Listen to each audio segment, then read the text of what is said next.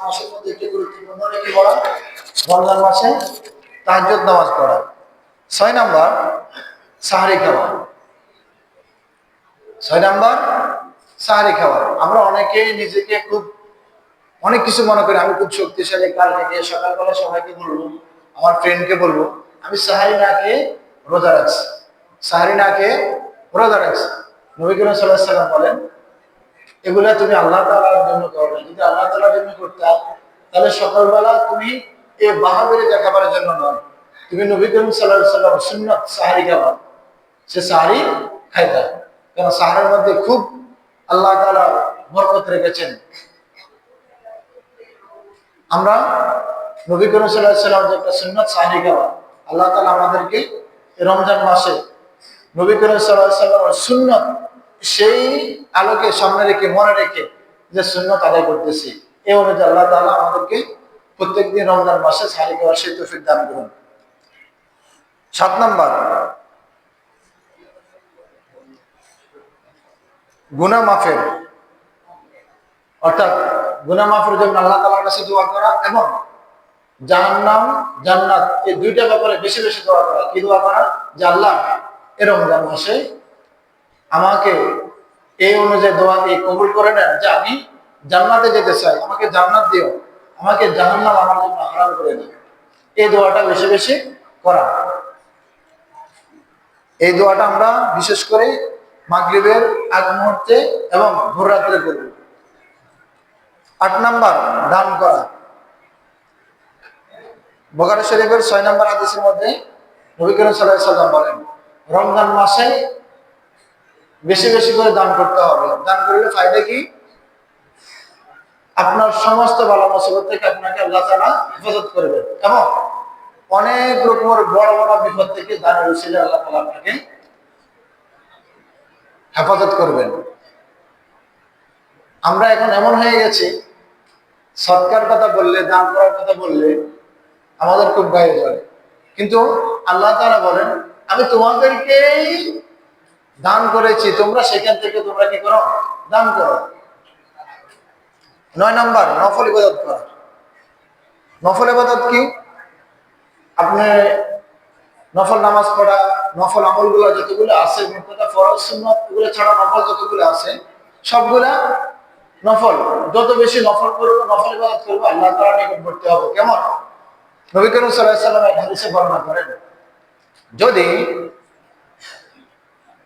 ফরজ নামাজ আদায় করার পরে আমাদের মনের ভিতরে কি আশাটা আছে যে আমি নামাজ পড়ছিলাম, এই নামাজ আল্লাহর দরবারে কবুল হয়েছে? আমরা এখানে বলতে পারবো? কে বলতে পারবো না। এই নফল ইবাদতের মাধ্যমে যদি ফরজের কোনো ঘাটতি থাকে তাহলে আল্লাহ তাআলা এর উসিলে করে ফরজের ঘাটতিটা পূরণ করে দেবেন। তাহলে আমাদের করণীয় কি? যে বেশি বেশি করে নফল ইবাদত করা। 10 নফল ইবাদত বেশি বেশি করা। নফল ইবাদত বলতে এখানে জিকির, 7টা জিকিরের মধ্যে 7টা এক আল্লাহ তাআলার কাছে সবচেয়ে বেশি প্রিয় সুবহানাল্লাহ, আলহামদুলিল্লাহ, লা ইলাহা ইল্লাল্লাহ, আল্লাহু আকবার। কি বলছি ভাই? সুবহানাল্লাহ, আলহামদুলিল্লাহ, লা ইলাহা ইল্লাল্লাহ, আল্লাহু আকবার। হাদিসের মধ্যে বর্ণনা করে যদি কোনো ব্যক্তি আপনার সাথে কথা বলে কিন্তু আপনি শুনতে চাচ্ছেন না, এখন এমন এক প্রেক্ষাপট আপনি পড়ে গেছেন যেখানে আপনি উঠতে পারতেছেন না, তখন কি করবেন? ওলামায়ে কেরাম বলেন সেই ক্ষেত্রে বলে আপনাকে এই পথ অবলম্বন করতে হবে যে সুবহানাল্লাহ বললে ঠোঁটটা উপরে নিচে লাগবে, লা ইলাহা ইল্লাল্লাহ আলহামদুলিল্লাহ বললে তো ঠোঁট উপরে নিচে লাগবে। তাহলে কি করবেন? আল্লাহু আকবার বললে ঠোঁট উপরে নিচে রাখবে। তাহলে মনে মনে তার সামনের দিকে, তার দিকে তাকিয়ে লা ইলাহা ইল্লাল্লাহ, লা ইলাহা ইল্লাল্লাহ ঠোঁট কিন্তু লাগবে না, তখন সে বুঝতে পারবে না যে আপনি আল্লাহর জিকির করতেছেন।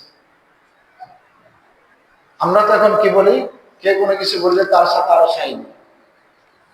আল্লাহ তাআলা আমাদেরকে রমজানের উপেক্ষা করে হলো এগুলা থেকে দূরে থাকার সেই তৌফিক দান করুন। 11 নাম্বার দোয়া করা, 12 নাম্বার জিকির করা, 13 নাম্বার ইফতার করা।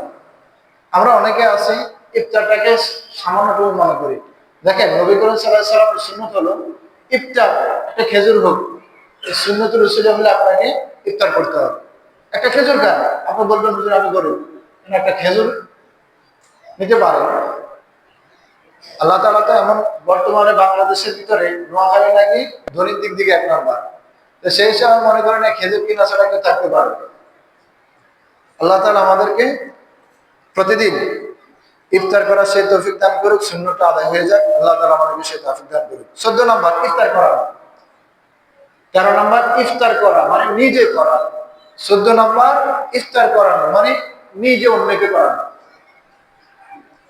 তাহলে আমরা এই যে একটু আগে বললাম, যারা ইফতার করার মতো সামর্থ্য নাই, অর্থাৎ নিজের টাকা দিয়ে ইফতার করার মতো সামর্থ্য নাই, ইফতার করানো মানে যারা করাতে পারবে তারা যেন ওদেরকে ইফতার করায়, তারা যেন তাদেরকে উৎসাহিত করে রমজান মাস। তার মধ্যে ফায়দা কি? আপনি যদি তাকে ইফতার করান, তাকে রমজান মাসে খাবার, আল্লাহ তাআলা আপনাকে ওই ব্যক্তি রোজা রাখলে, ইফতার করলে যে সওয়াবটা পাবে তার সমপরিমাণ সওয়াব আল্লাহ তাআলা আপনার আমলনামায় লিখে দেবে। তাহলে আমাদের ইফতার করানোর দরকার আছে কিনা? আমরা যতটুকু পারবো নিজে গোপন অফার না বা দেখানোর জন্য না, আমল করি আল্লাহ তাআলাকে খুশি করার জন্য, ব্যক্তি দেখানোর নয়। 15 নম্বর দোয়া করা, অর্থাৎ ইফতারের আগ মুহূর্তে দোয়া করা। আল্লাহ তাআলা তখন ব্যক্তির দোয়া কবুল করে নেন। 3জন ব্যক্তির দোয়া আল্লাহ তাআলা সবসময় কবুল করেন 3 সময়। একটা হলো ইফতারের আগের দিন যে দোয়া করা হয় সে দোয়া, অর্থাৎ মাগরিবের আগ মুহূর্তে।